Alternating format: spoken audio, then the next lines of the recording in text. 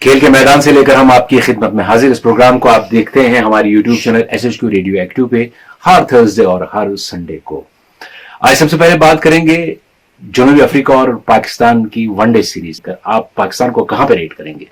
खूबियां क्या रही पाकिस्तान टीम की? सही फरमाया आपने, एक बिग अचीवमेंट है ये। आपने कहा क्या खास बात रही पाकिस्तान की। एक तो उनका टॉप ऑर्डर क्लिक किया, उन्हें स्कोर किया 2 मैचों में 3 में से सेंचुरी पार्टनरशिप फर्स्ट विकेट की है जो वहाँ उनकी टीम में नहीं होती है।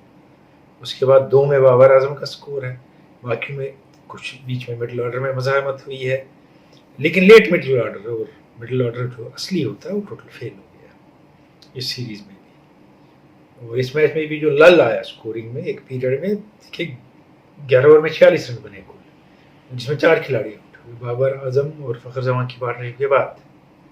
तो फिर वही मिडिल ऑर्डर का मामला, वो स्कोर नहीं करता है। वो हसन अली ने 32 रन 11 बॉलों पे बनाए और उससे पहले उनके साथ बाबर आजम ने सेंचुरी का नहीं सोचा और स्कोर करने गया, रन बनाने गए, उससे बहुत फ़र्क पड़ गया। उससे स्कोर आगे चला गया, नहीं तो बीच में रुक गया था। और इमाम उल हक ने फिर एक 50 बनाया और तब वो तेज़ खेल रहे थे, एग्रेसर कुछ देर में वो थे, लेकिन फिर सडनली अराउंड 50 जब स्कोर हुआ फ़खर जमान का तो एग्रेसर वो बन गए और बहुत अच्छी इनिंग उन्होंने खेली। एक और सेंचुरी बना डाली उन्हें और यहाँ से 320 का टोटल अच्छा पाकिस्तान के लिए रहा। क्योंकि साउथ अफ्रीका की टीम IPL की नज़र हो चुकी थी और वहाँ रबाड़ा, इंगीडी, मिलर, डिकॉक और नॉटिया तो थे नहीं, वो IPL खेलने आए थे। और वो किस्सा नेशन फर्स्ट से थोड़ा चेंज हो गया है कि me and my money first, nation last. वो अलग बात है, उसका जिक्र इस प्रोग्राम में हो रहा है आगे भी। लेकिन रशीद चले गए अपना काम करके, मैं उस जगह नहीं हूँ जहाँ वो मौजूद हैं, मेरे पास वो कोई फैसिलिटी नहीं है। मैं एक जगह बैठा हूँ जहाँ से आपसे बात कर रहा हूँ इस वक्त। और पाकिस्तान की बैटिंग लाइनअप पहली बार टॉप ऑर्डर दिखा कम से कम जो डिलीवर कर रहा है, पहली बात। जहाँ तक साउथ अफ्रीका का ताल्लुक है, हम कहेंगे कि क्या खामियां रही उनकी, वो बाद में बात करेंगे। पहले उनकी बैटिंग की बात करते हैं, उससे पहले बॉलिंग की बात करते हैं। महाराज 3 for 45, माकरम 2 for 48। लेकिन बाकी बॉलिंग का मैं आपको एक तजिया बताऊंगा, बड़ा इंटरेस्टिंग मामला। डुपावेलियन, स्मार्ट और फिलिपेकायो 23 ओवर करते हैं और 184 रन देते हैं। बाकी बॉलिंग लाइनअप 27 ओवर करती है और 136 रन देती है। तो यहाँ मात खा गई उनकी बॉलिंग इस मैच में कि नहीं चल पाए, क्योंकि 10 ओवर में 44 रन थे पाकिस्तान के, लेकिन विकेट नहीं गिरा था, ये इम्पोर्टेंट बात थी। और उसके बाद बीच में रिजवान, सरफराज, अशरफ और नवाज नहीं चले, रन नहीं बना पाए। लेकिन क्योंकि स्टार्ट अच्छा था और एंड अच्छा हुआ तो टोटल 320 हो गया। और क्या सोच के बुबुआ ने टॉस जीत के पाकिस्तान को बैटिंग करने को कहा, यह भी बात समझ नहीं आई। इस मैच में नवाज शादाब की जगह, हसन अली हसनैन की जगह, सरफराज आसिफ की जगह, हैदर अली क्योंकि फिट नहीं थे, बीमार थे, और दानिश अजीज़ की जगह उस्मान कादिर। पाकिस्तान को हर वक्त हर चीज़ में राइट कॉम्बिनेशन ढूंढते बड़ा टाइम लग जाता है। और इसमें दानिश अजीज़ को बॉलिंग का लूंडर माना जाता है, लेकिन उनको बॉलिंग तो मिली नहीं, उनको बैट्समैन ट्रीट किया जाता है जो मैच उन्होंने खेले। तो इसलिए शादाब का ना होना भी फ़ायदा ही हो गया, क्योंकि वो फिक्सेशन जो शादाब के साथ है उस लेवल पे वो डिलीवर नहीं कर पाते हैं एज बॉलर। तो नवाज ने डिलीवर किया, लेकिन नवाज 7 ओवरों पे अटके रहे इतनी देर, उस्मान कादिर 9 पे, जबकि फिलिपेकायो और विर्रैन मैच हाथ से ले गए थे पाकिस्तान के। 16 ओवरों में 108 रन बनाए। वो पार्टनरशिप रही जो पाकिस्तान के हाथ से मैच निकल गया था ऑलमोस्ट। अब का साउथ अफ्रीका ने क्या किया? साउथ अफ्रीका रीबिल्ड कर रहा है टीम, नया कैप्टन है, नया सब कुछ है, नए प्लेयर टेस्ट हो रहे हैं, उसमें एक लाइनअप सेटल नहीं है। और जो उनकी फेम्ड बॉलिंग लाइनअप है इस सेंस में कि इंगीडी है, नॉटिया है, रबाड़ा है, तेज़ बॉलर हैं, बड़ी पेस है, लेकिन अगर इन पर प्रेशर आए, इनको कोई पीटे, तो इनको कुछ समझ नहीं आता है। अब उनके लिए प्लस पॉइंट ये है कि बहुत देर के बाद मिलर ने रन बनाए और डिकॉक ने एक इनिंग में रन बनाए, लेकिन उनका टॉप ऑर्डर नहीं चलता। उनकी प्रॉब्लम रही सीरीज में ये, जब मैंने कहा टॉप ऑर्डर नहीं चलता उनका, तो पाकिस्तान का मिडिल ऑर्डर नहीं चलता। इस हवाले से हमारे पास सवाल है, एक है मोहम्मद रमज़ान मुगलपुरा कुपवारा से सवाल करते हैं। DA लिखते हैं, ये अपने आप को ये कहते हैं कि Pak late order is out of order समझिए। हारिस सुहेल और हैदर की ज़रूरत है। मोहम्मद रमज़ान कहते हैं वसीम की भी ज़रूरत है। मुझे भी लगता है कम से कम हारिस सुहेल और वसीम को तो मिस किया हमने। हारिस सुहेल का ज़बरदस्त रिकॉर्ड है वनडे मैचेस में, लेकिन टीम में क्यों नहीं है ना वो बता सकेंगे ना हमें आइडिया है क्यों नहीं। एक बात पिछले मैच से रिलेटेड, उसकी बात हमने की थी कि वक्त ज़मान ने बेमिसाल और लाजवाब इनिंग खेली, one of the greatest innings. उन्होंने दिखा दिया कि टेल के साथ कैसे खेलना चाहिए। जब मुझे अपने पे भरोसा है तो मैं दूसरे पे भी भरोसा करके टीम को चला सकता हूँ। ये बड़ा अच्छा एग्जाम्पल था। लेकिन उनके आउट होने के हवाले से सवाल है हमारे पास। एक मुश्ताक लोन कहते हैं अनफेयर हुआ। एक साहब हैं शाहिद लतीफ़, वो कहते हैं कि गेम को रोकना चाहता और क्या है डिसीजन दिया। फिर दानिश आफाकी नारवल से कहते हैं कि ये रूल है जो फॉलो नहीं हुए। अब क्या ऑप्शन थे उस वक्त? मेरे ख्याल में 3 ऑप्शन थे। पहला ऑप्शन ये था कि गेम को रोका जाए, अंपायर रोके, उसके बाद और सुने कि क्या बोला है डिकॉक ने और फिर फैसला दे। और उसमें दूसरा ऑप्शन इसी से निकलता है कि डिकॉक ने कहीं उस एंड पे तो नहीं कहा फील्डर को, माइंड बॉलर्स एंड कि बॉलर्स एंड पे बॉल आएगी। ये निकलता है वॉलंटरी खिलाड़ियों से कि हम कहते हैं वो नज़दीक है एंड उसी पे थ्रो करो और थ्रो एट दैट एंड कहा जाता है।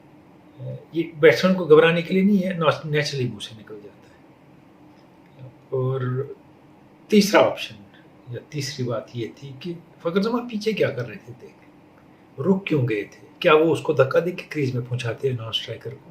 वो क्या करते हैं इस जगह से? कुछ भी नहीं, bad running, simply bad running. Blame yourself for it, totally bad running. ऐसे नहीं दौड़ा जाता है।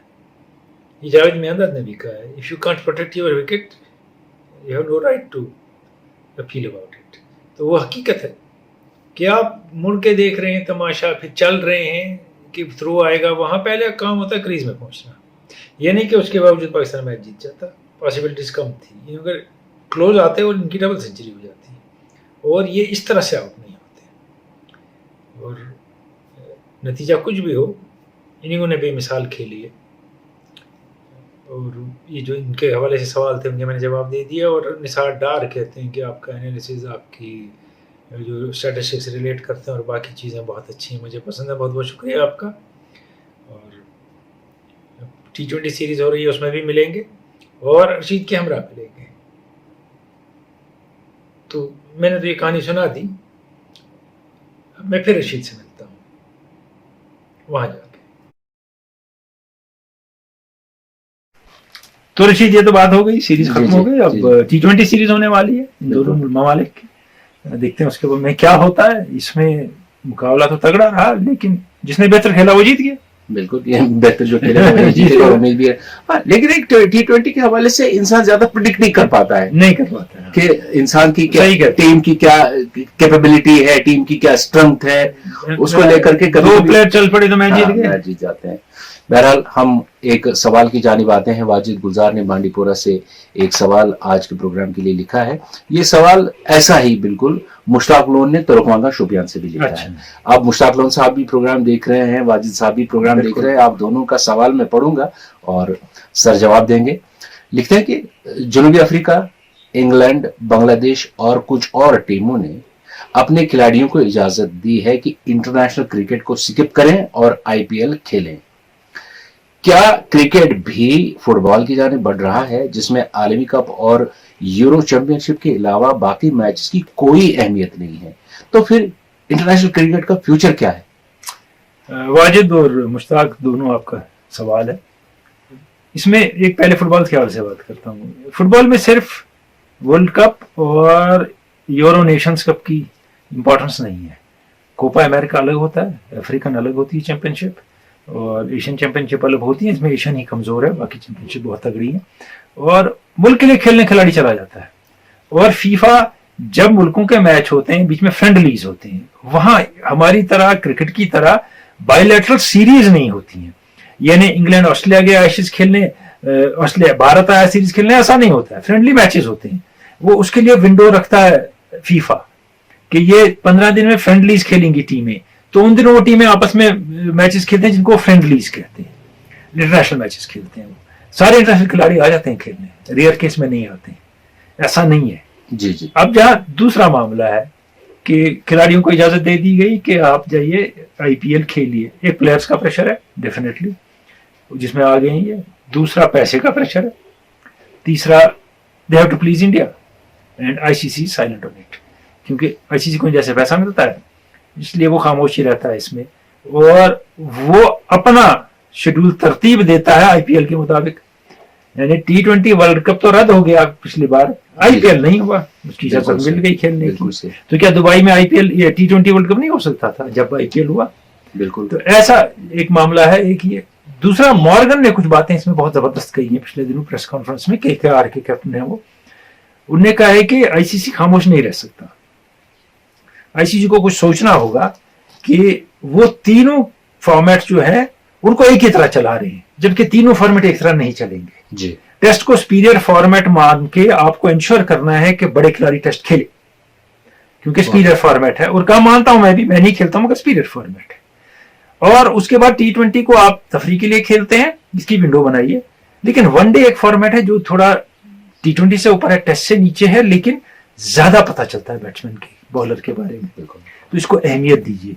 और कहा 10 साल के लिए प्लान होना चाहिए आईसीसी का, कोई नहीं है 10 साल के बाद मुझे नहीं पता है कि इंटरनेशनल क्रिकेट में अब कौन सी क्रिकेट खेली जाएगी। यही जवाब है जो मॉर्गन जैसे खिलाड़ी ने कहा है, ये हकीकत है। और प्लेयर्स को अगर वो कसेंगे, समझिए कहेंगे शकीब उल हसन तुम नहीं जा सकते, इंग्लैंड के कहेंगे, वो प्लेयर कहेंगे हम जाएंगे जी, तो क्यों?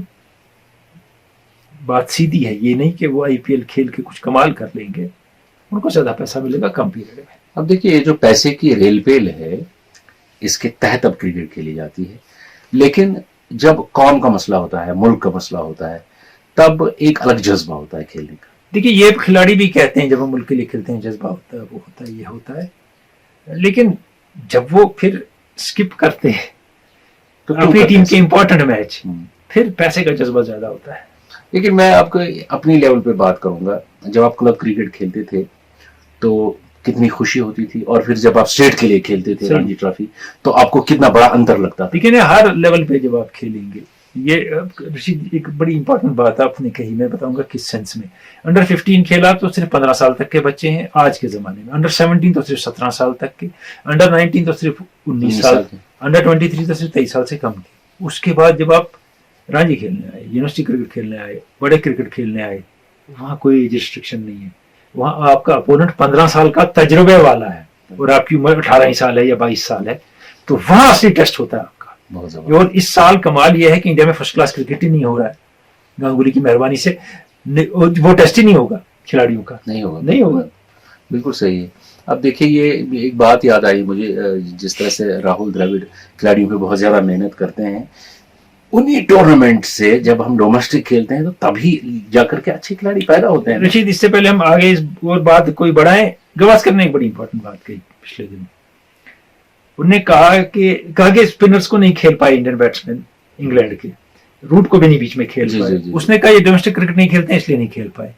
लोगों ने कही क्या बात है, कहा डोमेस्टिक क्रिकेट में ही तो स्पिनर हैं इंडिया में, अच्छे स्पिनर हैं स्टेट्स में, विकेट भी रिस्पॉन्सिव मिलते हैं, जब उनको कभी खेला ही नहीं। इंटरनेशनल क्रिकेट के स्टैंडर्ड के स्पिनर हमारे स्टेट्स में हैं, जब उनको खेला ही नहीं तो इंटरनेशनल स्पिनर को कैसे डायरेक्ट खेलेंगे। और एक और बात यह है कि आज अगर हम कहते हैं कि इंडिया के पास बहुत सारी स्ट्रेंथ है क्रिकेट में, आप देखिए हम कभी ये भी कहते हैं कि अब पिक करना मुश्किल है कि किसको रखें किसको ना रखें, तो सारे खिलाड़ी निकले कहाँ से हैं? रणजी ट्रॉफी से बेसिकली निकले, ये बिल्कुल सच है, टेक्निकली साउंड खिलाड़ी। और ये चीज माननी पड़ेगी कि अगर डोमेस्टिक क्रिकेट है तब इंटरनेशनल क्रिकेट, ये वक़्त है, इस बात को जहन में जरूरी रखना है। वेस्ट इंडीज और श्रीलंका की टेस्ट सीरीज ड्रॉ हो गई, दोनों मैचेस ड्रॉ हो गए, और दोनों में आखिरी दिन श्रीलंका ने मैच बचा लिया, एक में, और एक में वेस्ट इंडीज ने मैच बचा लिया। और इससे दिखा कि दोनों टीमों में पावर है टू स्टेज कम बैक।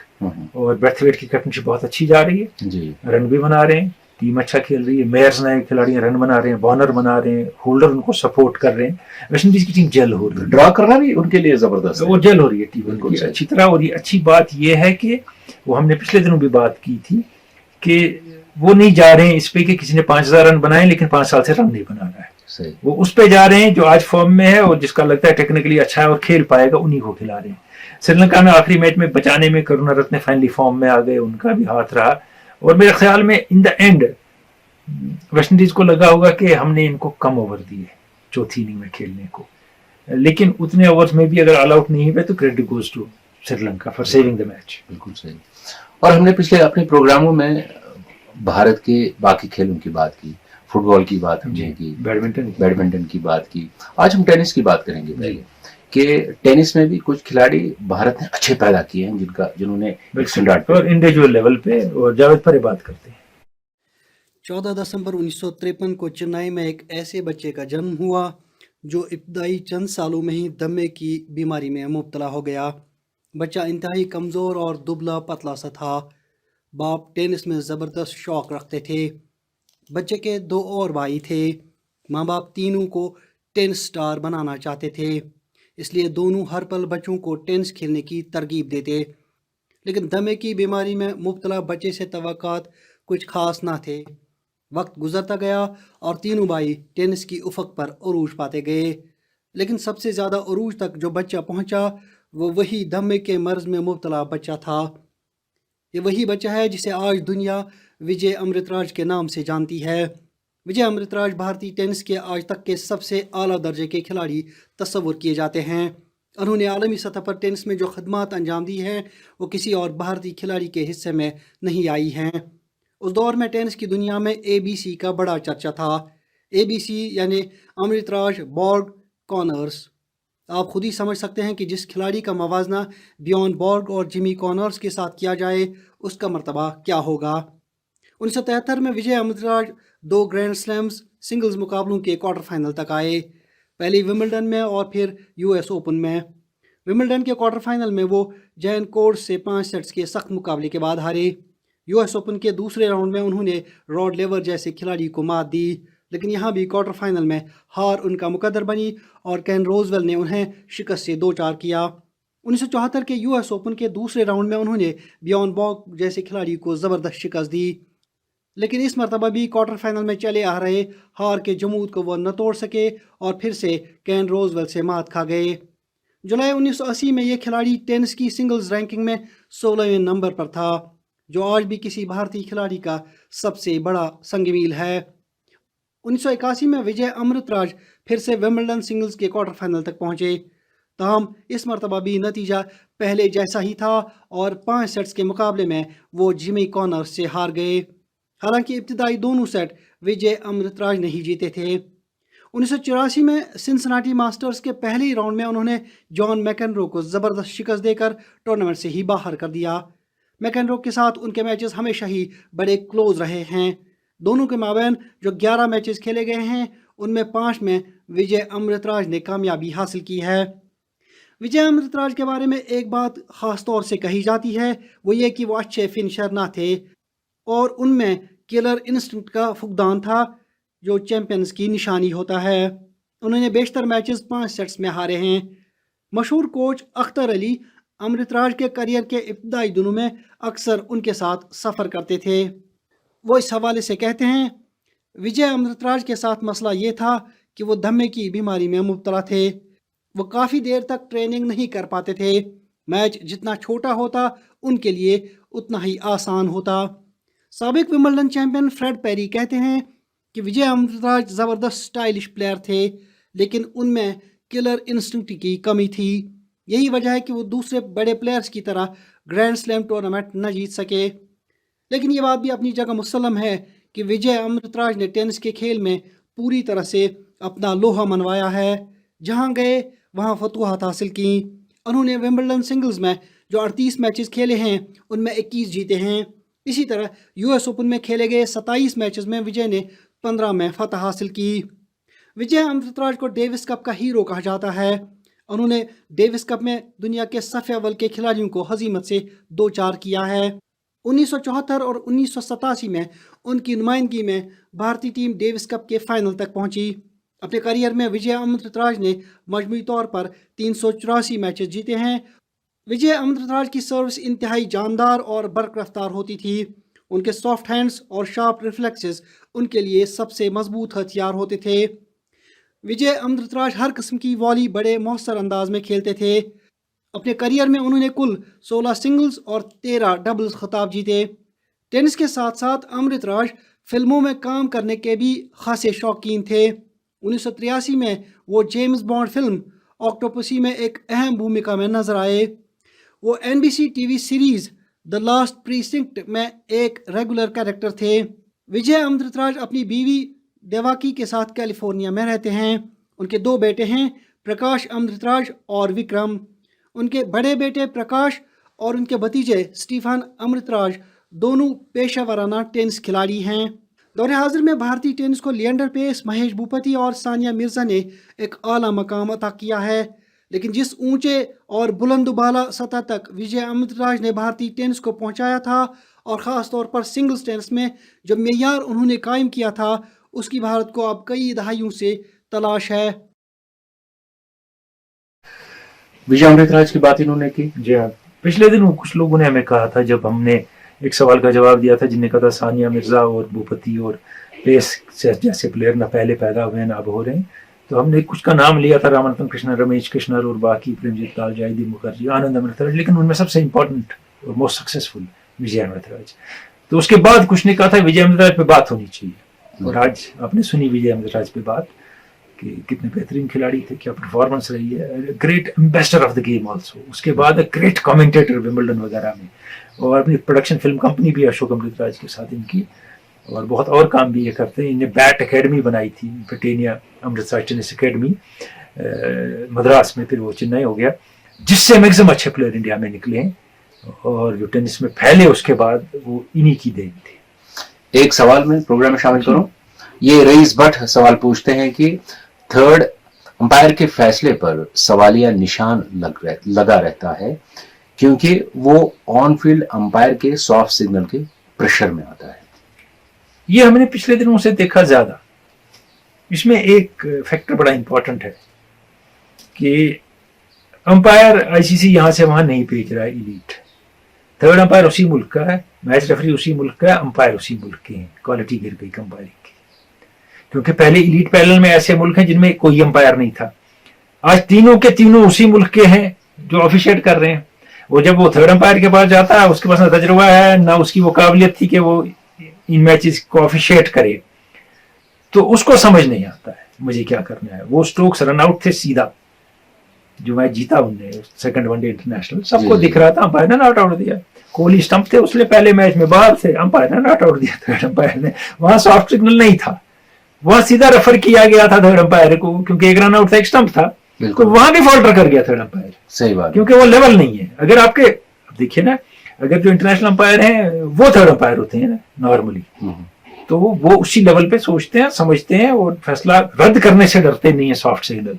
ये थोड़े घबराते हैं।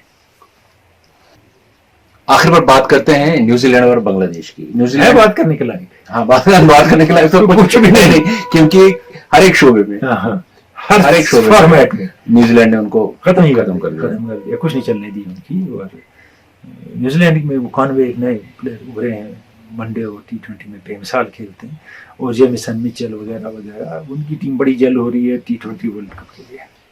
इसी बात पर हम लेते हैं आज के प्रोग्राम से इजाजत। जी हाँ, मिलेंगे इतवार को। खुदा हाफिज।